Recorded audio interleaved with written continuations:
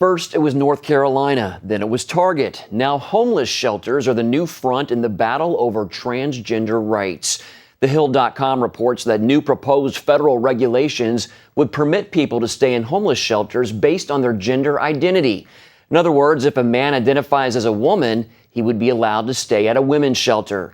Linda Jones is the public relations director for the Union Mission Ministries in Norfolk, Virginia, and she joins us now by Skype to talk about the federal government's proposal. Welcome, Linda. It's nice to be here. Thank you, Mark.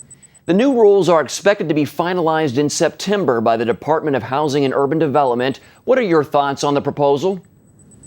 Well, our shelter is here to serve anyone who comes to us.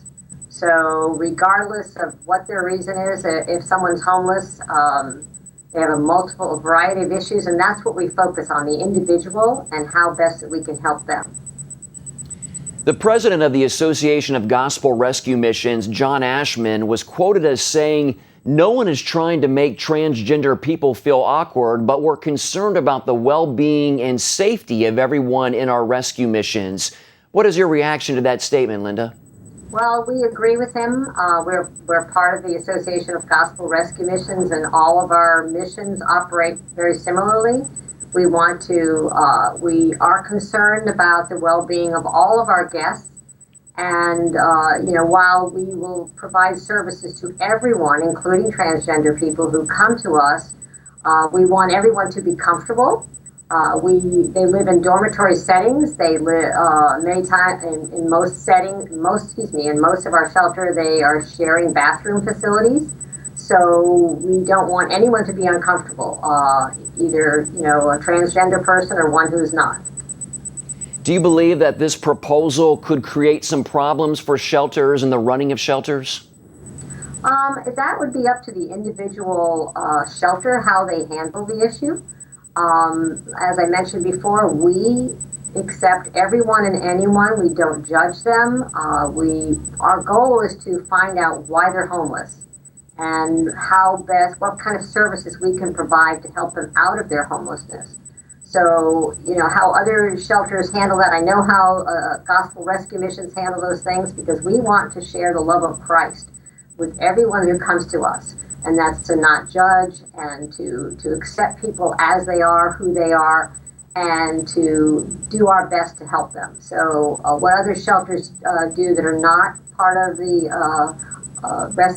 Gospel Rescue Missions, I can't speak to. That would be up to their board of directors and whoever runs their shelters.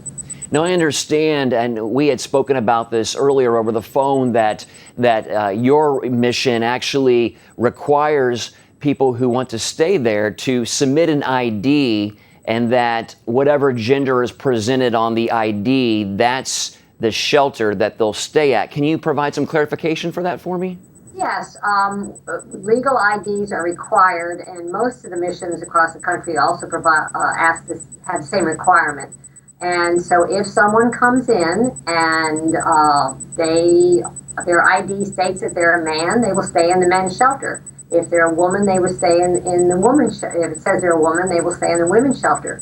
Now, each person will meet with a case manager, and if they share that there's a transgender issue, or whatever their problems might be, and usually someone like that might, I don't know 100%, but we have a strict policy of confidentiality, and if someone presents that way, we would not share it with staff. We would not share it with other residents, and like I say, it would be kept in the strictest of confidence. But also, they would have to understand that they would be expected to stay in a shared dormitory setting, and especially in the men's shelter, they would have, and in the women's shelter, have shower facilities, bathroom facilities that would be shared. So they have to understand this when they come in. And if they're comfortable with that, then that works out. If they're not comfortable, then that's up to that individual. It's their choice. But we accept them, as long, and our goal, we want every person that comes into our shelter, no matter whether they're transgender or not, they are required to treat each other with dignity, with respect, And, we don't allow any kind of verbal or abuse or anything that would harm another person emotionally, physically, or in any way. And so we're very quick to stop anything like that from happening. So, but again, the person has to understand the kind of setting that they will be placed in. We do not have private rooms set aside for people who are transgender. They are, like all guests, they're treated equally, have to be in a dormitory setting. Homeless shelter discrimination protections for transgender people have not been passed by Congress, so the new regulations would only affect shelters who receive financial assistance from the federal government. Does the Union Mission Ministries receive any federal aid? No, we do not. Since 1892, we've been supported by individuals, churches, businesses, and others who help us do what we do. We've never received any state or federal funding. So is your understanding then that the Union Mission Ministries will not be affected by the government's proposal? That's what we're understanding right now. As the way the law, from what I have been reading, and we have been reading with the new proposal, we would not be affected by that, as with that regulation so far. The mission statement on the website of the Union Mission Ministries, Linda, is restoring the lives of men, women, and children in need by providing nourishing meals, safe shelter, and Christ-centered care. What would you say the future holds for the Union Mission Ministries? Well, we recently opened a new men's shelter. We're now housing 330 men, providing them 3 meals a day, 365 days a year, providing them toiletries, a place to shower, clean clothing, restoring that dignity and self-respect. And we have a women's shelter that we just opened again. We had a small one, and we just renovated another building on our property for women and children.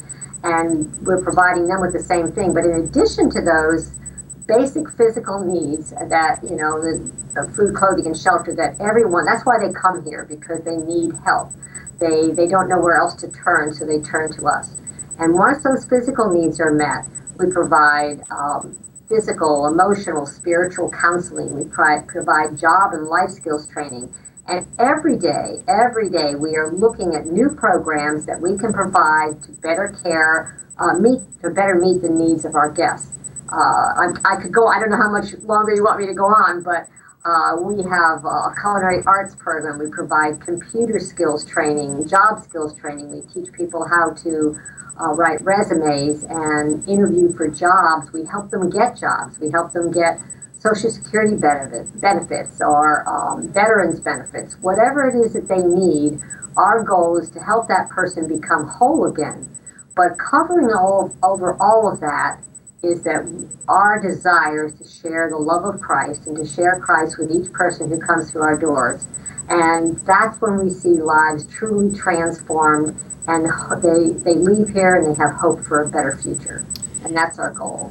And one final question. In light of this new proposal by the federal government, do you have any advice for other shelters, those that receive federal assistance and those that do not, like your own shelter there? Do you have any advice for those that are moving forward in light of the proposed regulations? Well, the only advice, again, I can't we can't dictate what other shelters do. That's up to their board of directors and their leadership.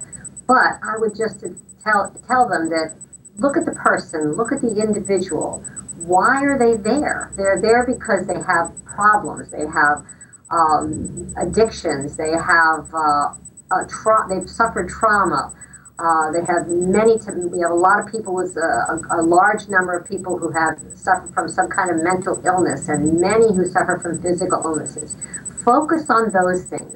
How can you help them? How can you best meet their needs and help them to become whole again? And that's the advice I would give. Focus on that individual and how you can help them. That's the best thing I can say that for them to do.